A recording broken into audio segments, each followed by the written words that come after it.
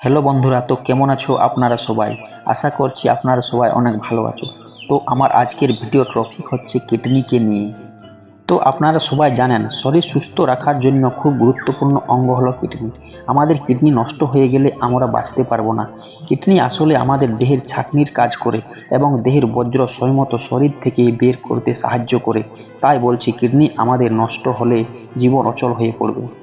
আজকাল তো অনেকে কিডনির সমস্যায় ভোগেন। কিডনিতে পাথর হওয়া তো সাধারণ একটা ঘটনা হয়ে দাঁড়িয়েছে।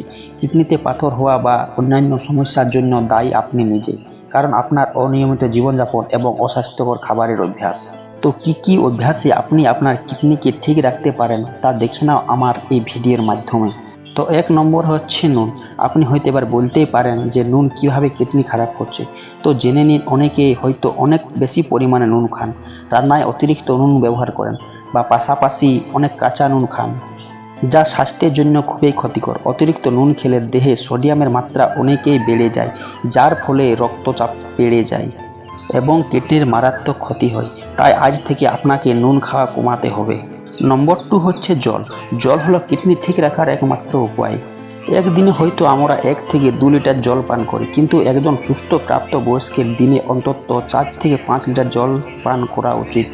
পর্যাপ্ত পরিমাণে জল খেলে খুব সহজে আপনার কিডনি থেকে বর্জ্য সহজে বেরিয়ে যায়। আর আপনি যদি কম জল পান করেন তো আপনার কিডনির উপর চাপ বেড়ে যায়, ফলে ধীরে ধীরে আপনার কিডনি নষ্ট হতে থাকে। তাই পর্যাপ্ত পরিমাণে জল পান করা উচিত। আপনি হয়তো অনেক কম জল খেলেন এবং তার সঙ্গে সঙ্গে অতিরিক্ত ফাস্টফুড খেয়ে নিলেন, কিন্তু আপনি কি এটা জানেন, এতে আপনার লিভারের পাশাপাশি কিডনিরও খুব ক্ষতি হয়। কম জল খাওয়া এবং অতিরিক্ত ফাস্টফুড খাবার খাওয়া আপনার কিডনিতে পাথরের সৃষ্টি হওয়ার ঝুঁকি অনেকটাই বাড়ে। নম্বর 3 হচ্ছে অ্যালকোহল বা মদ্যপান। এখনকার দিনে এমন কেউ নেই যে মদ্যপান করে না, আর সেটা অনেক লোক তো অভ্যাসে পরিণত করে নিয়েছে।